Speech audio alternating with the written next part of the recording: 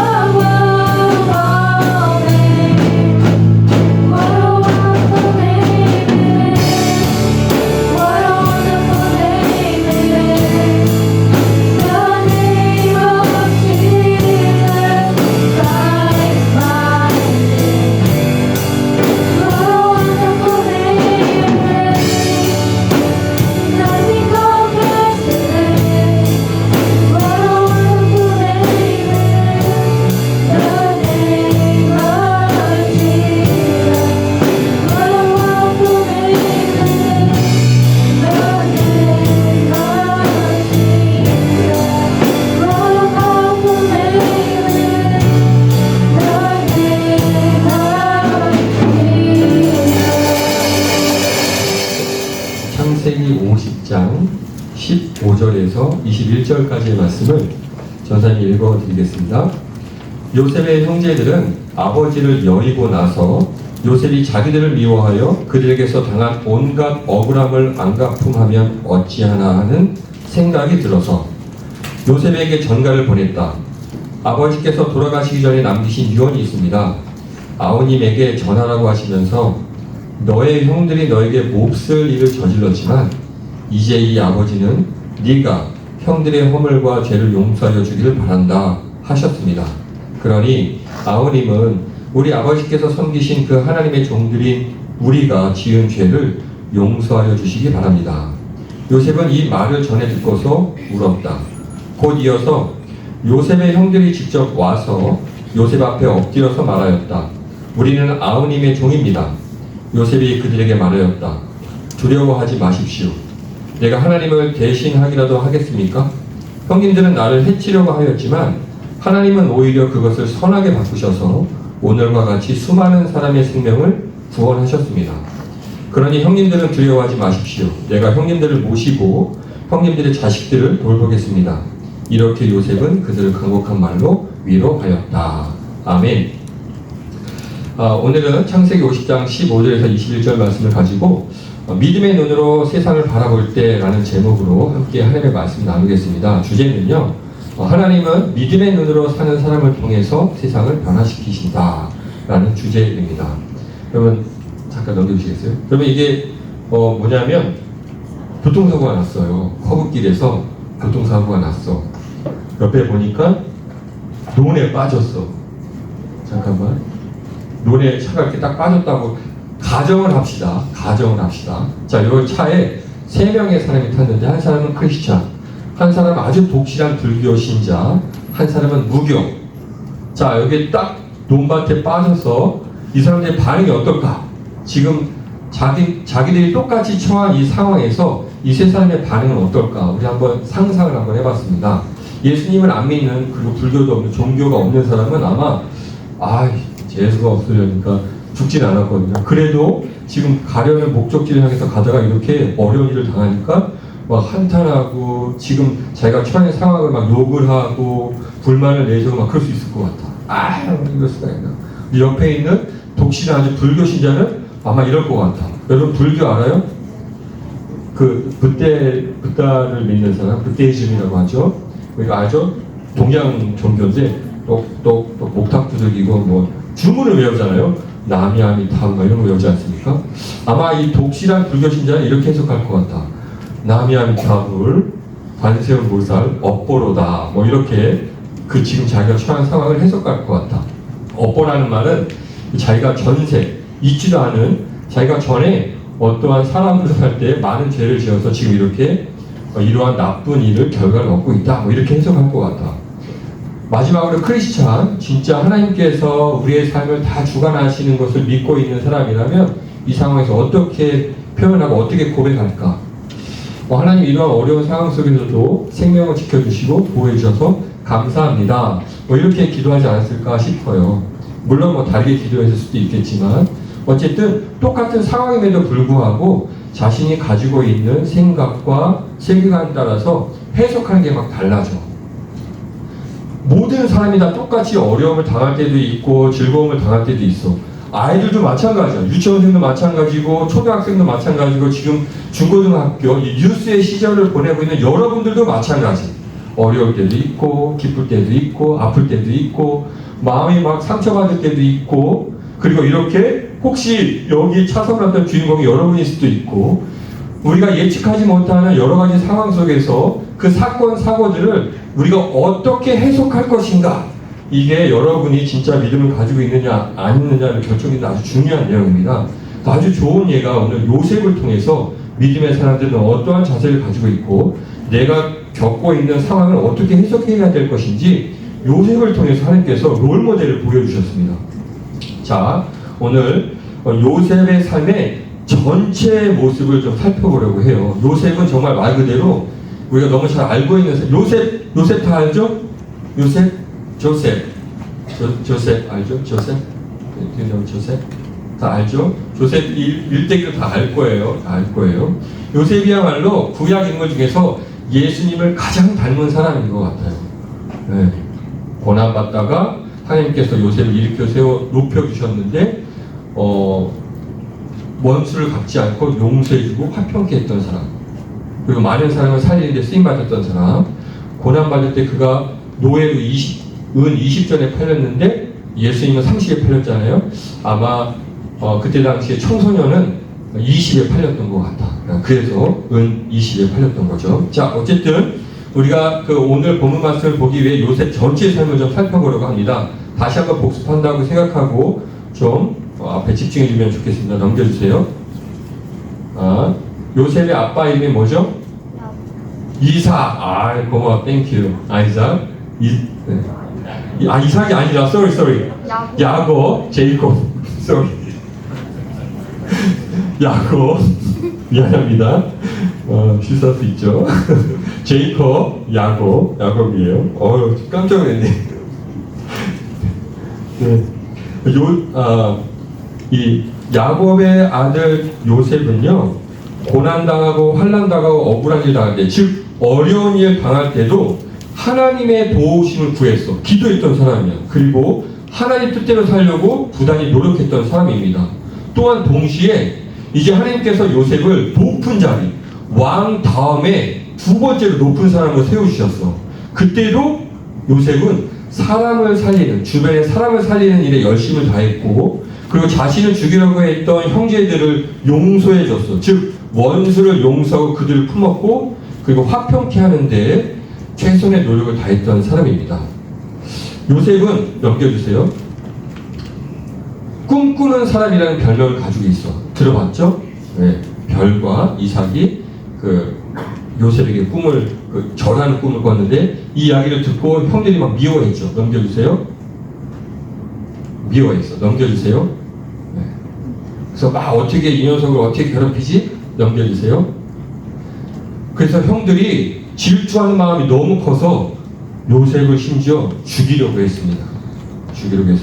나빴죠. 창세기 37장 18절에 나오는데 죽이려고 했어요. 근데 그 형제들 중에서 루벤은 잠깐 굴을 파서 여기서 넣어놓자.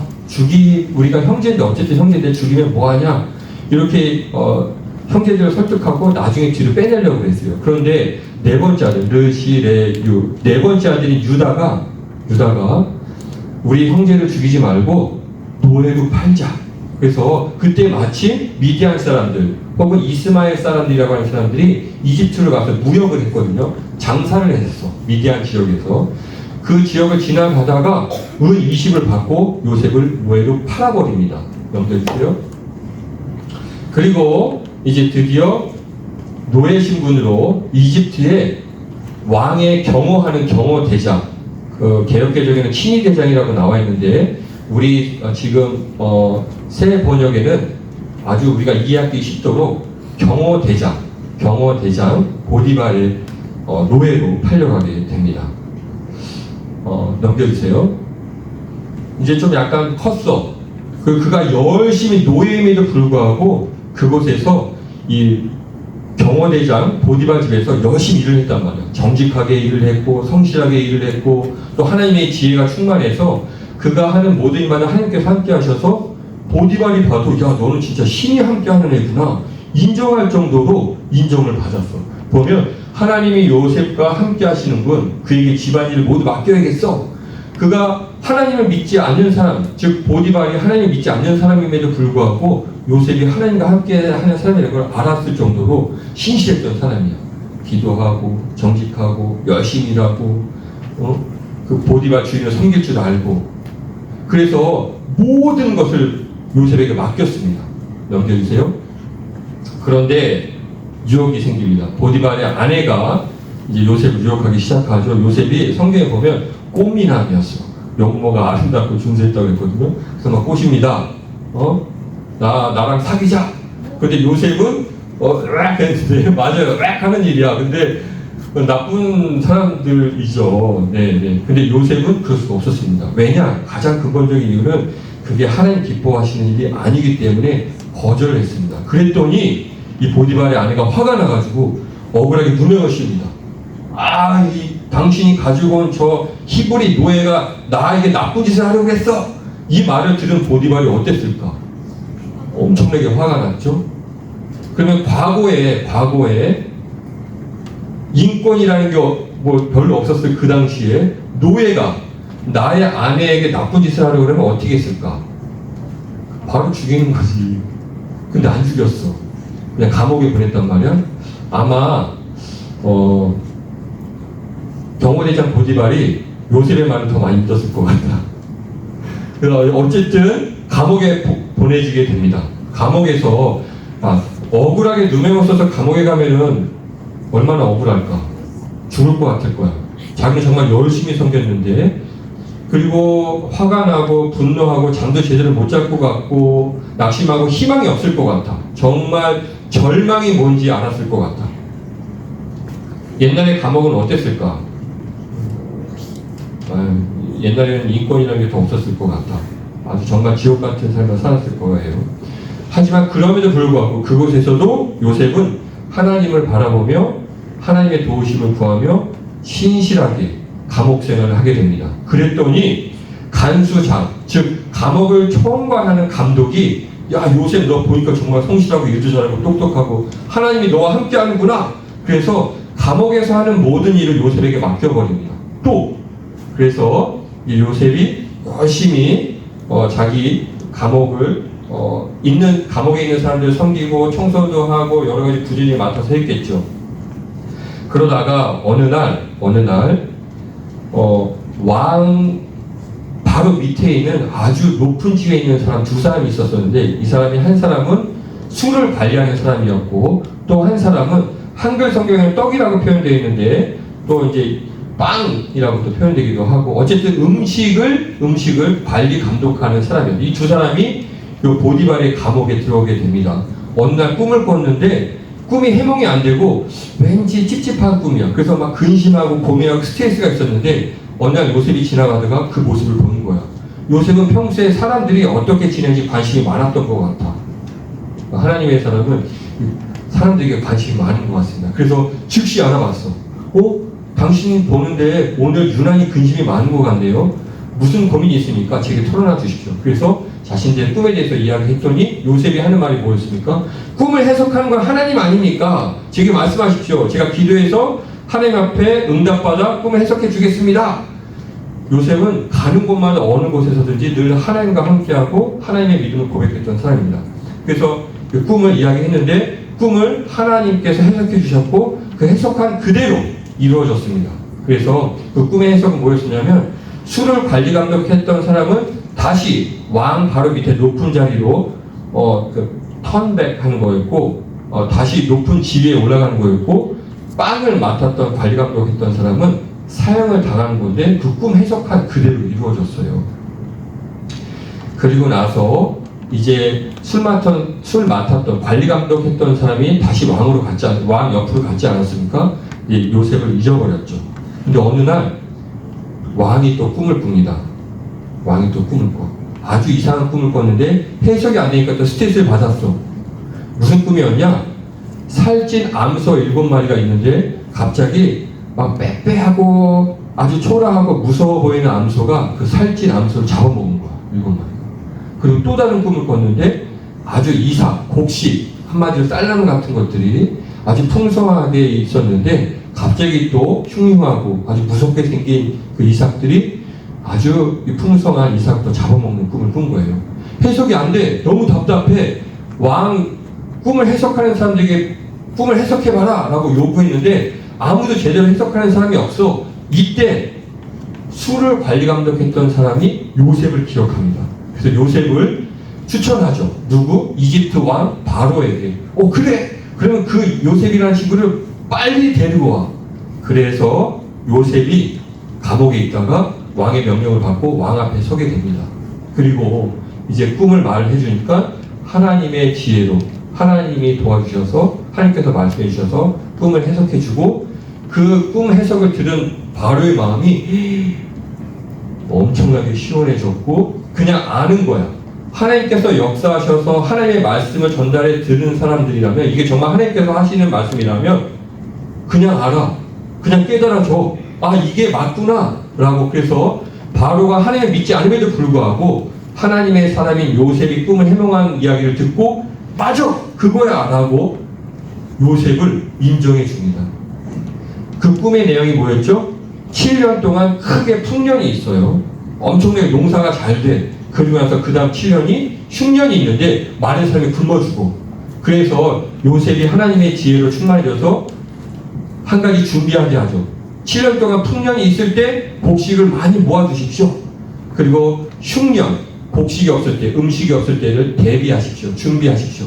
이렇게 이야기를 했더니 왕이 그 이야기를 듣고 너 진짜 너무 지혜롭구나. 야, 너 이제부터 내 옆에서, 내 바로 밑에서 이집트 두 번째 총리가 돼. 그래서 이집트를 좀 잘 관리해줘. 그래서 갑자기 노예 신분에서 이제 총리가 된 겁니다. 이야기 다 알고 있죠? 자, 이제 그리고 7년 풍년이 지나 7년 동안 이제 먹을 것이 없는 시기가 와서 주변의 팔레스타인 지역, 즉 이집트 주변에 있는 아프리카 사람들, 중동 사람들이 이집트에 음식이 있다는 소리를 듣고 흉년 시기에 이집트로 다 옵니다. 그때 요셉을 죽이려고 했던 요셉의 형제들, 이삭의 아들들이 음식을 사러 오게 되죠. 요셉이 죽었는지 살았는지도 몰랐던 이 형제들은 요셉이 총리가 된지는 꿈에도 몰랐습니다. 자, 여러 가지 사건 가운데 자신이 요셉인 것을 형제들에게 밝혀주고 이제 그 형제들이 놀라죠. 어떻게 이런 일이. 엄청 찔렸을 거야. 왜냐? 자신들이 요셉을 죽이려고 했다는 사실을 요셉은 알고 있었으니까. 엄청나게 두려웠을 겁니다. 엄청나게 무서웠을 거예요. 죄지면 안 돼. 자, 그런데 요셉이 어쨌든 형들을 잘 보호해주고 관리해줬는데 이제 그의 아버지 야곱이 죽었단 말이에요. 그랬더니 막 두려운 거야. 왜냐하면 여태까지는 아빠 야곱 때문에 자신들을 안 죽이는 거라 생각했는데 이제 야곱이 죽고 없어지니까 이제 요셉이 이제 자신 형제들을 죽일 거라는 두려운 마음이 있었어. 그래서 오늘 본문 말씀이 시작되는 겁니다. 요셉의 형제들은 아버지를 여의고 나서 요셉이 자기들을 미워하여 그들에게서 당한 온갖 억울함을 안 갚음하면 어찌하나 하는 생각이 들었다. 자신들이 잘못한 걸 알고 있었어. 그래서 아빠가 하지도 않았던 말들을 전하고 있는 거죠. 근데 요셉의 고백이 아주 엄청납니다. 요셉이 이렇게 말했죠. 두려워하지 마십시오. 그리고 그 뒤에 고백이 이겁니다. 내가 하나님을 대신하기라도 하겠습니까? 이게 무슨 말이냐면 형님들은 나를 해치려고 했지만 하나님은 오히려 그것을 선하게 바꾸셔서 오늘과 같이 수많은 사람의 생명을 구원하셨습니다. 즉 자신이 닥쳤던 모든 어려움, 아픔, 죽을 위기, 억울함, 고난, 그리고 정말 형제들이 나한테 그럴 수 있을까? 라는 이 억눌린 감정들 있었죠. 사람이었을까? 있었을 것 같다. 하지만 이렇게 하나님께서 자신을 통해 행하셨던 모든 일들을 이렇게 지켜보니까 하나님께서 요셉 자신을 사용하셔서 요셉 자신뿐만 아니라 그리고 내 형제들 부모뿐만 아니라 이집트 주변에 있는 모든 많은 사람들을 살리시려고 나를 이곳으로 보내셨다라는 것을 알고 믿고 깨달았다는 거죠. 하나님께서 요셉의 어떤 모습을 보시고 하나님께서 이렇게 요셉을 사용하셨을까요? 첫 번째로 요셉은 먼저 하나님을 존귀하게 여기는 사람이었습니다. 먼저 하나님께서는 요셉과 항상 함께 하셨다는 내용이 등장하는데요. 넘겨주세요. 제가 읽어드리겠습니다. 창세기 39장 2절에 보면요. 주님께서 요셉과 함께 계셔서 앞길이 잘 열리도록 그를 돌보셨다. 창세기 39장 3절에 보면 그 주인은 주님께서 요셉과 함께 계시며 요셉이 하는 일마다 잘 되도록 주님께서 돌보신다는 것을 알았다. 39장 20절 말씀에 보면 요셉의 주인이 그를 감옥에 가두었다. 감옥에 가두어진 상태에서 39장 21절에 이런 말씀이 있습니다. 주님께서 그와 함께 계시면서 돌봐주시고 그를 한결같이 사랑하셔서 간수장의 눈에 들게 하셨다. 간수장은 요셉에게 모든 일을 맡기셨고 아무것도 간섭하지 않았다. 그렇게 된 것은 주님께서 요셉과 함께 계시기 때문이며 주님께서 요셉을 돌보셔서 그가 하는 일은 무엇이나 다 잘되게 해주셨기 때문이다. 요셉은요, 어려운 환경 가운데서도 낙심하고 좌절하고 억울해서 막 열받아서 잠도 못 자고 막 이럴 수 있습니까? 막 원망하고 불평하고 저주하고 욕하고 이럴 수 있는 상황에서 그런 마음이 있었겠죠. 왜 없었겠어? 요셉도 사람인데. 하지만 요셉은 그럼에도 불구하고 나를 이곳으로 보내시고 이런 환경에 처하게 하신 하나님을 바라봤습니다. 그런 어렵고 열받는 일이 있을 때 우리가 항상 기도했죠.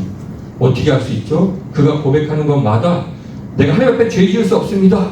그리고 꿈을 해석하는 것도 하나님이 꿈을 해석하는 거 아닙니까? 이렇게 늘 모든 일마다 하나님을 이야기하고 하나님을 인정하고 하나님께서 하신다라는 것을 알고 있었어요. 즉 무슨 일을 하든지 어떤 상황에 처해 있든지 하나님께서 이 일을 허락하신 거고 하나님께서 이 문제를 극복해 주실 거고 하나님께서 도와주실 것이라는 것을 늘 하나님을 인정하고 하나님 앞에 기도하고 하나님 앞에 도우심을 구했다는 것이죠. 그래서 이것을 다른 표현으로는 하나님을 존귀하게 여겼다, 하나님을 존중히 여기셨다, 하나님을 존중히 여겼다, 이렇게 표현할 수 있을 것 같습니다. 그래서 사무엘상 2장 30절 후반절에 보면 하나님께서 이런 말씀을 하셨어요. 나를 존중히 여기는 자를 내가 존중히 여기고 나를 멸시하는 자를 내가 경멸하리라. 여러분, 삶 속에서 누구를 항상 존중히 여겨야 하느냐? 하나님을 존중히 여겨야 합니다. 누구처럼? 오늘 본문에 나오는 요셉처럼 우리가 어떤 상황에 있든지 하나님을 인정하고 하나님 앞에 도우심을 구하고 하나님께서 이 일을 해결하실 수 있습니다. 하나님이 나의 능력이십니다. 하나님이 나의 도움이십니다. 라고 고백하고 기도하는 사람들이 바로 하나님을 존중히 여기는 사람이라는 것이죠. 존중히 여긴다라고 말로만 하는 게 존중히 여기는 것이 아니라 자신의 삶 속에서 이렇게 하나님을 인정하고 하나님 앞에 가까이 나아가 기도하는 사람, 하나님 앞에 도움을 요청하는 사람, 이 사람들이 하나님을 존중히 여기는 거라는 겁니다. 이렇게 했더니 그가 늘 함께 있었어. 하나님께서 이렇게 하나님을 인정하고 믿는 것은 하나님을 존중히 여기는 사람이라는 것이죠. 하나님께서도 그래서 요셉과 함께 하셨습니다. 사무엘상 다시 말씀드리면 나를 존중히 여기는 자를 내가 존중히 여긴다고 하셨습니다. 그래서 요셉과 하나님께서 늘 가는 곳마다 함께 하셨던 거죠.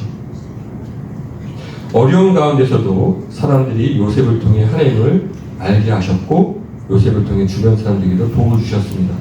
즉 이렇게 하나님을 철저하게 인정하고 하나님을 존중히 여기고 하나님 앞에 기도하며 하나님의 도우심을 구하는 사람들은 자신만 복 받는 게 아니라 내 주변에 있는 하나님을 알지 못하는 사람에게까지도 야, 저 친구 보니까 하나님이 정말 살아계신 것 같네, 이렇게 하나님을 알리는 사람, 다른 사람에게도 복을 영향을 미치는 사람으로 쓰임받게 하려고 여러분을 하나님의 자녀를 불러주셨다는 것이죠.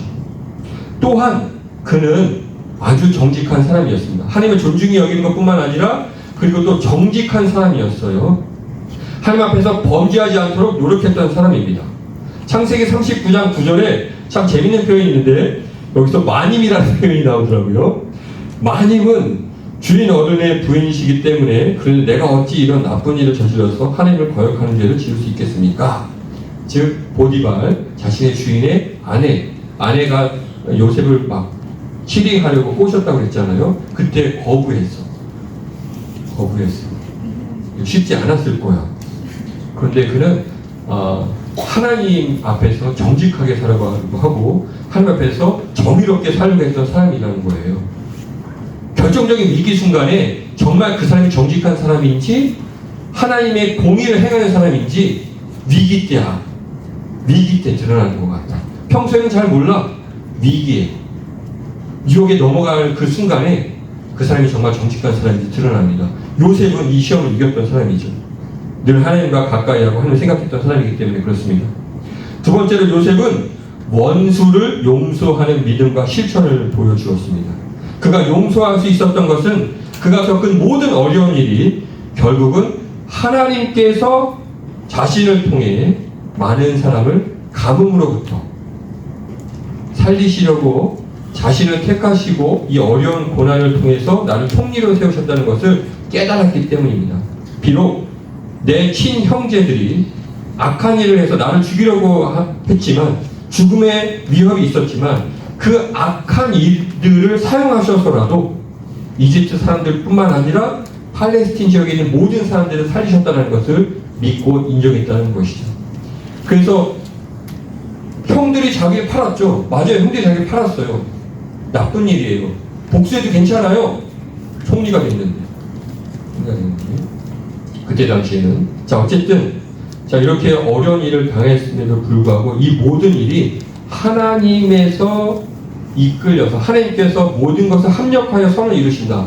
하나님께서 합력하여 선을 이루신다는 로마서의 고백은요, 나쁜 일까지도 하나님께서 선하게 바꾸셔서 하나님이 구원을 베푸신다는 것을 의미합니다.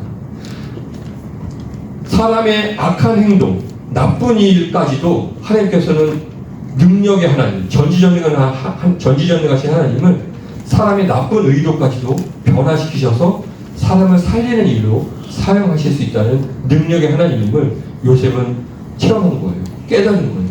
그래서 하나님, 형제들을 보면 정말 죽이고 싶지만 하나님을 보니까 그들을 용서할 수 있었습니다. 그게 진짜 믿음의 사람이었다는 것이죠. 세 번째로는 그는 형들에게 팔려 이집트의 노예 신분으로 있을 때